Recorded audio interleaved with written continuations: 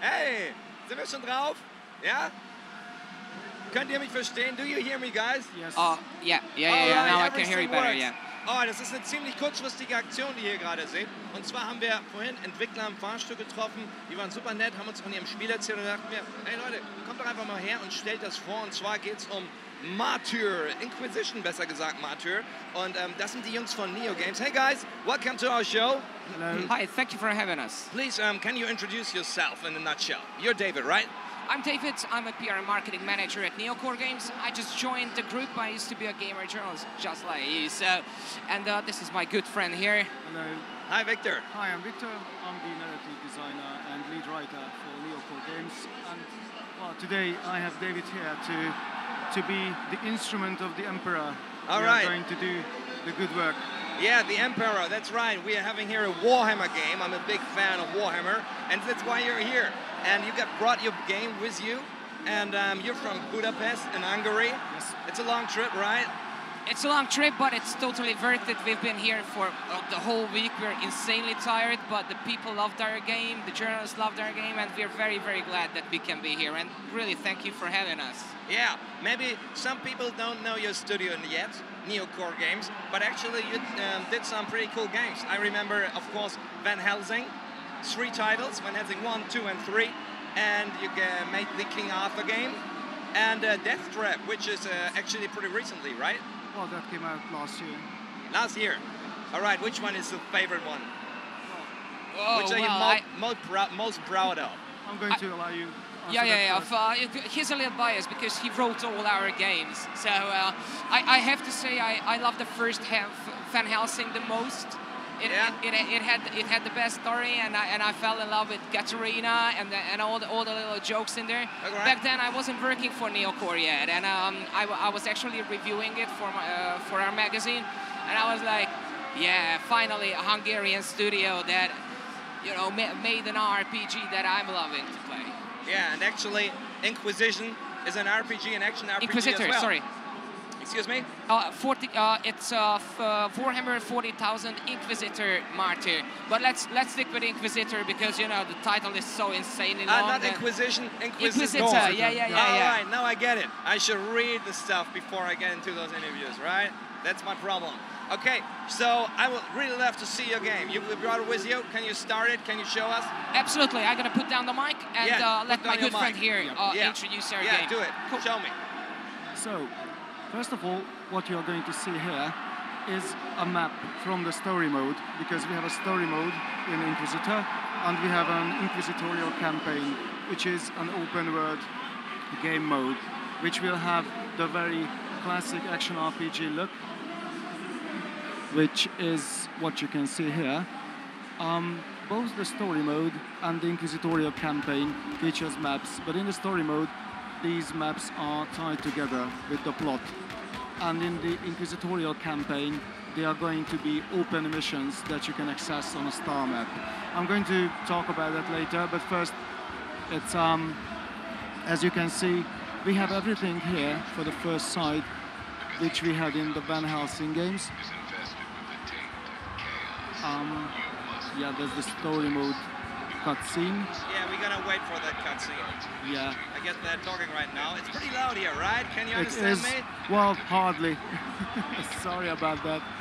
So what you see here is the introduction to what we are going to do here. The story itself is set on a ghost ship.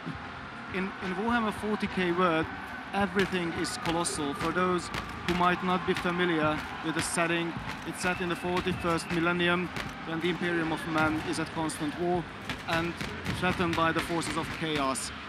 You can see traces of chaos here on the level as well. And Inquisitors are the powerful secret agents who are going to root out all traces of heresy. And as you can see, David here is doing quite a nice job in doing that. You might also see that we've changed quite some things after Van Helsing. Apart from the classic look, the classic camera angle, we have smaller numbers of enemies.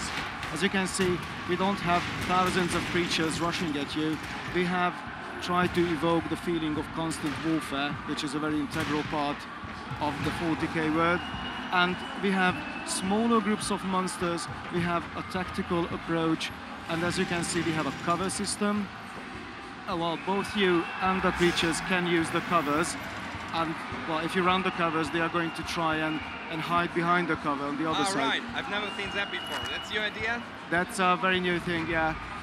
We have some other very new things as well. For example, these small groups have, well, yeah, this is one of the new things.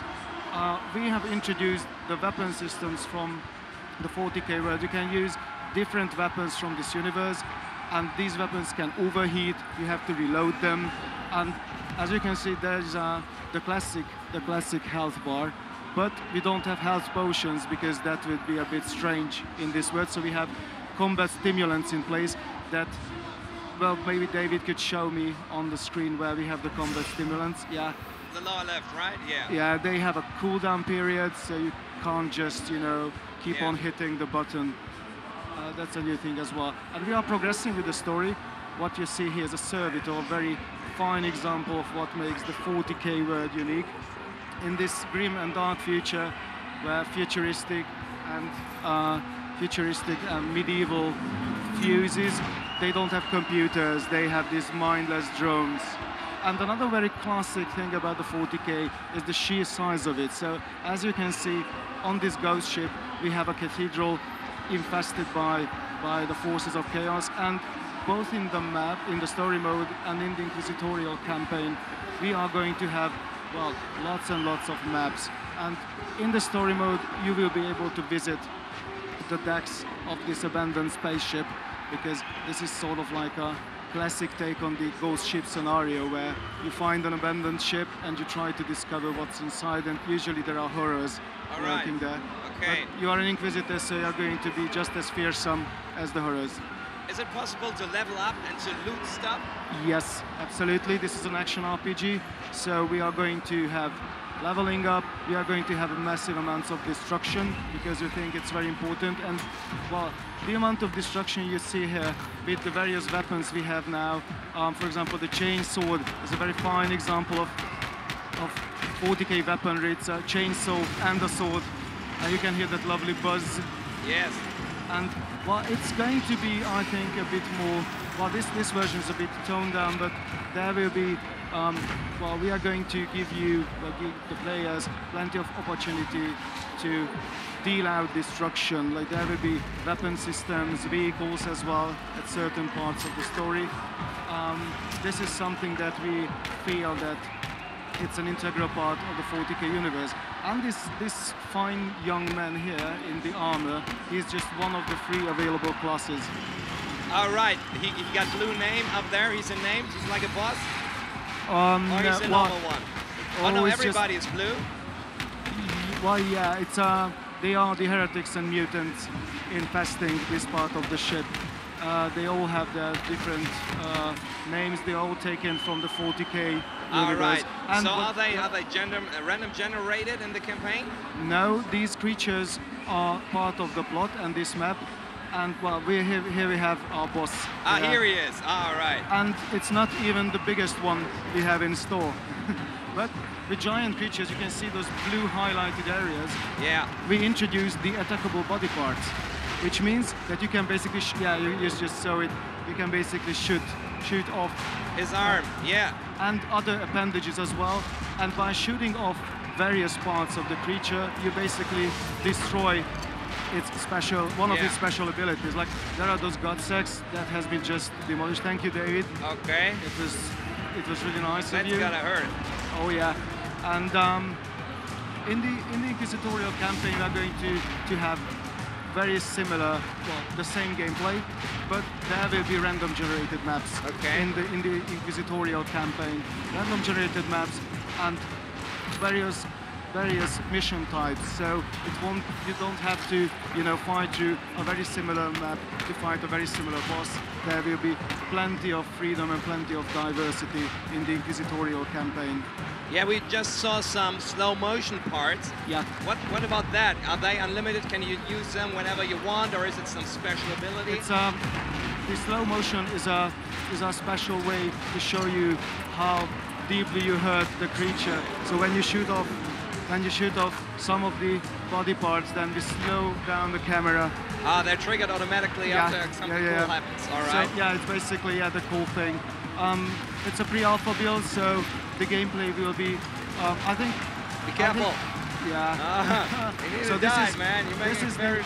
Well, mission complete. And what you saw there, that was David tried to introduce us to the classic action RPG way of doing things. So while you don't have to shoot down body parts, well, you can do the old-fashioned way. You can just go there and hit him until it bleeds. Okay. And yeah, as I mentioned, this is just one of the maps, because the story mode and the Inquisitorial campaign can be started independently, so you don't have to play through the story to access the open world game mode. Well, as a narrative designer, I strongly recommend playing the story, but I think that's what I have to say. Yeah. And maybe start begging the people. Yeah, there's one thing that was pretty interesting. We were talking before the show. Actually, you modified the game for the German Gamescom because you're planning to make this game even more bloody, is that right? Yes, absolutely right. What you see here, it has some level of destruction, but in the final version, there will be, well, it will be very much faithful to the 40K atmosphere. There will be blood and gore, and the buzz of the chainsaw cutting through everything. All right. So right now we're seeing very much chaos, threat. Yes. What about different threats? Do we have Eldar? Do we have orcs? This is something that I would so love to talk about. Then my bosses would have some words with me, because we are releasing this game. We are planning to release this game 2016, and we still have plenty of surprises in store. But I can tell you that much, that in the story mode, we are focusing in one of the gods of chaos, Nurgle, and in the Inquisitorial campaign, where you can access open missions on a star map in a persistent sandbox world that we are going to keep alive with special events, which will be special missions tied together, and there you are going to have your freedom to choose between various outcomes. We are going to introduce everything. We are going to open up that sector. We have that sandbox sector, which is a vast area cut off from the rest of the galaxy for reasons that we explain in the story. But we are going to open up that sector gradually, and I can promise you that sooner or later you are going to see everything that's an integral part of the 40K world. All right. So we've seen pretty much gameplay right now. Are there some other screens? I would really love to see your character screen or your inventory. Can you show that already? We don't have that in this particular build. You can see the skills there. The skills well, we try to show you as much of information as you need to have. Like, for example, the skills are tied to weapons. Most of the skills are tied to weapons, so you have everything on the screen. You need to see like the different attack modes that David presented during the gameplay, and all the basic information you should have. There will be an inventory screen. There will be stats as well. But these are things that we don't really want to show you just yet, because with the two other character classes, one of them will be a female Inquisitor, so all of them will be representing various approaches of being an Inquisitor. The Inquisition as it is, it has much more freedom as, for example, the Space Marines in this universe. So we decided that, well, they would be quite cool to become action RPG characters. Okay. What are you planning on, or how do you plan to include the loot in the game? Will it drop from random enemies, or will it drop from bosses where you loot chests? How do you get your loot? We are experimenting with the loot system. We have plenty of ideas in store. This is actually something that David could tell you, because this is very much is a work in progress right now. All right. So, what do you have to say about that? I listened to everything and... Just wait a second. I think our sound guys having a little nap. All right. Now we're on. Yeah. Cool. So, the thing is that I love the most about the game is that pretty much why I joined the studio, because I love the 40K universe and I love ARPGs, and I know them both, and I just couldn't see how they could fit together, because you know the 40K universe has some certain very strict rules that you have to go by, and there are certain things. For example, the loot, the crafting system are very important in ARPGs, and we've got some really awesome ideas how to implement this into a 40K universe. There's going to be a lot of surprises coming, even in 2015, about this as well. And one thing you haven't mentioned that is pretty much my favorite part of the game. Which one? Is when you enter the Inquisitorial campaign, then you get your Inquisitorial fortress. And the Inquisitorial fortress is pretty much your, in first it's your safe haven where you can store your loot, it gets you some resources and stuff like that. But you can upgrade it, you can level it up just as much as you level up your character, and build defense mechanisms, put people in and stuff like that. And other people in the universe can come and raid it. And you can go to other people's Inquisitorial fortresses and raid theirs and get away with the loot. You know, they're... How do you do that if you're not... You're not there, it's an indirect PvP. So you just build a defense mechanism and the other people can try and, you know, get in there and get your loot. My loot? Exactly. That's evil. It's a very evil game, yeah. man. Well, the 40K universe is evil. That's how we're supposed to do it. And, well, we should add that the Inquisition in this word, it seems a very united force, but well, it has all the different factions squabbling over all kinds of things in the shadows, and we wanted to evoke at a certain extent a sense of this inquisitorial warfare. So, well, Inquisitors will not fight each other publicly, but they can do that in the shadows. So this way, in the indirect PvP, you are going to deal with their fortresses, with their followers, and that's a very exciting thing that we would like to share more things about that in the future. All right, so to get it straight, because actually it's pretty massive what you got in Planet. You got a story campaign, yes, which will last for about... Well, usually we don't like to put numbers on it, but we always, well, I think that would be your average action RPG gameplay length. And next to that, you got like, you got an open world space sector. Yes. An open world persistent sandbox where you can pretty much roam. And the best thing about it that with the live events,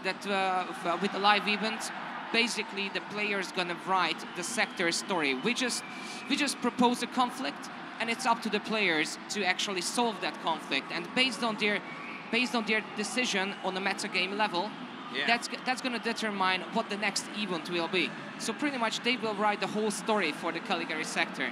Okay, but if you say open world, I can still select some like planets or ships where to go next, right? The way you should imagine this is that, for example, one of the sectors, one of the star system, one of the star system is attacked by the Dark Eldar, and the other one is attacked by the Orcs, for example. All right, so we got Orcs and Eldar too. And David, we are going to have birds. Oh, I'm so sorry. Thank you very much. I'm very sorry. I'm very sorry. You know, I'm pretty excited, and I did this before too. And he almost kicked my ass in front of like 10 journalists because I gave away a little part. But now you are sharing other secrets. But he doesn't even telling me the whole story. Nobody heard it. Play the Cameras game, are off. We're just the three of us. Nobody's listening. I can imagine that. All right. Nobody tell that was a secret. All right. He's getting angry on him. Yeah, Everybody please, cool. My job is on the line. Please. Yeah. Please don't tell everybody. All right. So it's going to generate 2 chains of missions. And every player have the chance to decide if they want to deal with the Dark Eldar threat or the Orc threat. And on a metagame level, we're gonna see which was the choice that majority of the players made. All right, okay. And that's pretty much gonna determine what the next event will be. So if, for example, most of the players decided to kick the Dark Eldar in the ass, then probably the Orcs in the other star system get a foothold, and they get even more strong. So that's going to be the next event, and how you're going to deal with that situation. Yes. Okay. So, and we should also mention that we are planning to we are planning to release these events quite regularly. So there will be always plenty of things to see and to go on as a challenge.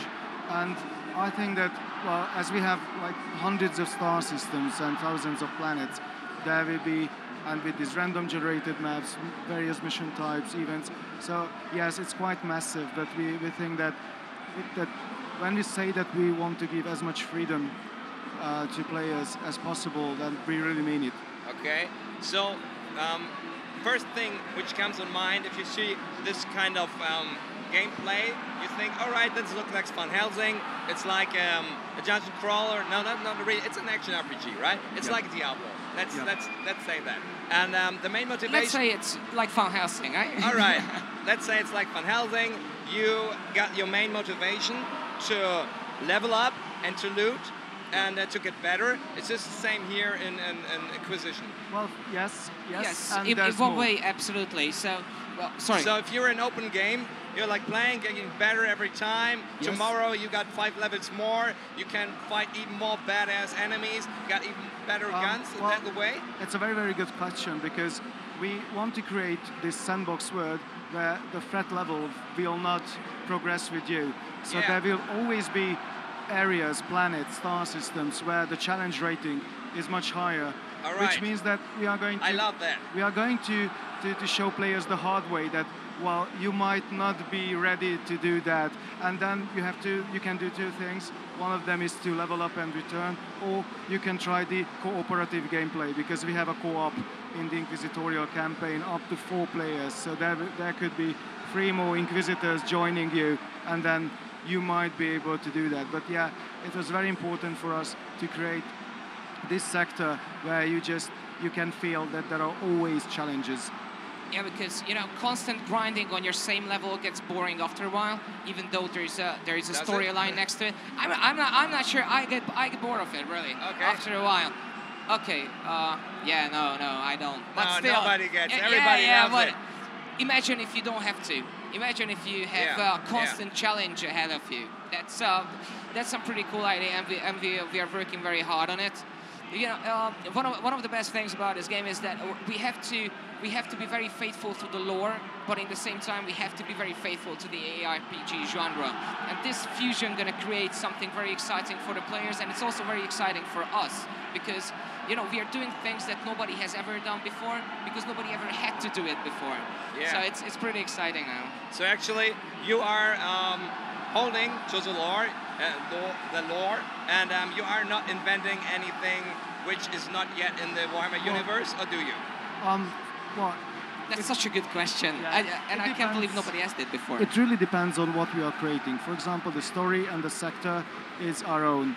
So this is our own very, very own sandbox sector with our own story, and we have huge freedom creating it.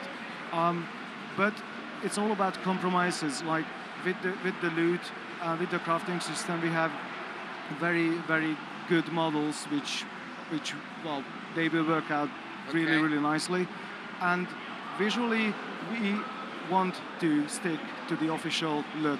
Well, we are 40K fans, so we know that the 40K creatures, 40K armor, they should look like as they are in the official lore. So, visually, we are going to bring you a very, very faithful game to the source material. Can you name like maybe one example of a very powerful weapon which you think is very extravagant or something? Well, or is everything like those chain swords and those blasters? Do you have something very strange in the game? Some example?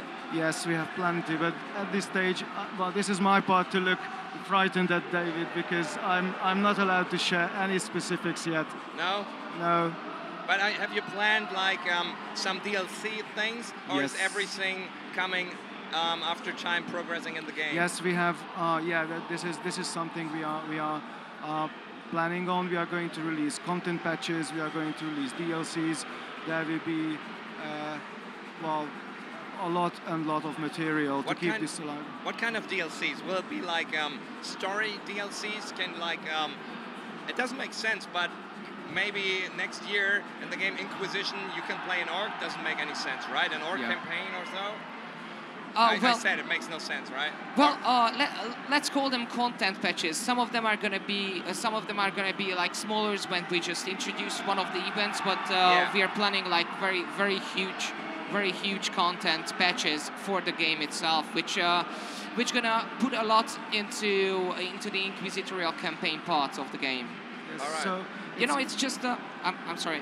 It's just pre-alpha gameplay. This is pretty much the first time we're showing the game, and I know there's a lot of questions about it, and there are a lot of interesting ideas that we're not allowed to share too much about. Yeah, definitely is. It's very hard to grasp. You only released this trailer, which absolutely says nothing about the game. I had to look up, what is it about? Is it a shooter? Is it like first-person things, a third-person thing? I didn't know. You had to explain me, and you have so much in the game that it's really hard to understand. You got single-player, multiplayer, PvP, PvE. You got story campaign, multiplayer. Well, we don't really have the traditional multiplayer because we don't have the traditional PvP. Yeah, we've got an indirect one in the game. What about this base assault thing? Oh yeah, that's an indirect PvP. Because so you're not in your fortress when they attack. Your fortress and defend it. Yeah. You just build it as good as you can. Exactly. And then you lean back and say, all right, you get my fortress. You will never get in there, right? Indeed. You won't fight other players directly. Okay, you must give me some more info. How does it work? Can I watch other people get in my fortress, or is it just like a summary screen after someone entered my fortress? We have like 10 different ideas how to do this. All right. And I could tell you, I could tell you all 10 of them. All but right. I don't want to say anything and then do the other thing because my boss is gonna kick my ass because of that. Yeah. Because I said something on a big German show, and they're gonna say that, oh, yeah, now we have to do it like that, really, David? Yeah, no, it's a problem. If he does, you call me, get a new job for you, all right? Oh, cool, man, thank you. Yeah, no problem. So you just got a job offer, and here I'm sitting. Hey, thank you very much, guys. It was very interesting. Thank you. I wish you the best luck for Neocore games. Guys, I know developers never speak about the next project, but you got something in mind after that already, haven't you? Definitely. Yeah, guys, you made like 3 Van Helsing games in like what, in 2 years? 2.5 years, and, little over 2.5 years, before we go, let's just talk about, just for a short sentence, about the incredible adventures of Van Helsing, the final cut, because it's coming out soon. It's basically the trilogy in one, like one big story with a huge endgame content, with the campaign put together and tailored to the final cut. And don't forget the best parts. And which one? There are so many. It's going to be absolutely free for everyone who already owns the trilogy itself. All right. Yep. So Victor, Van Helsing. Yep. The third part. Ouch. No, that hurt. I'm sorry. Van Helsing, right? Yeah, Van Helsing. It's game like this, action RPG. You guys check it out. It's already released, right? Yes. And the final cut is not released yet. It's going to come. Yet. No. It's going to come out in September, and the Inquisitor is going to come out in 2016. First on PC, then on PS4 and Xbox One as well. Yeah, that's pretty impressive to release a game on a console, because it's always pretty difficult to do an action RPG on a console. But Diablo did it pretty well, didn't they? Yeah, and we've got controller support for all the Van Helsing games already. So already for PC? Oh yeah, we've got controller support as well. So all right. Otherwise, it's just backend stuff that. Okay, but console versions are coming later than PC. PC's first, or everything? PC first, and then the console versions later. All right. Okay, thank you very much, guys. Thank you very much for having us, and it was great to be here. Thank you. I love you guys. So, das waren Neocore Games. Ich bin ein bisschen heiser, aber man muss hier wirklich sehr, sehr laut sein. Ich habe sie auch gar nicht so gut verstanden. Ich hoffe, ihr habt sie verstanden. Und ich schau mal da drüber, ob der Sound Guy okay ist. Ja, läuft alles noch? Ist okay? Wollen wir kurz eine kleine Pause machen? Ist das okay? Ah, meine Leute. So, dann würde ich sagen, sehen wir uns nachher wieder. Wir haben heute noch eine Runde Call of Duty und eine Recap-Show. Da solltet ihr auf jeden Fall dabei sein. Und dann dürfen wir irgendwann gegen Abend auch mal nach Hause. Da freue ich mich schon tierisch drauf. Dann geht's ab nach Hamburg. Hoffentlich kommen wir da alle sicher an. Das waren die Jungs von Neocore Games und ihr bleibt jetzt dran. Bis später.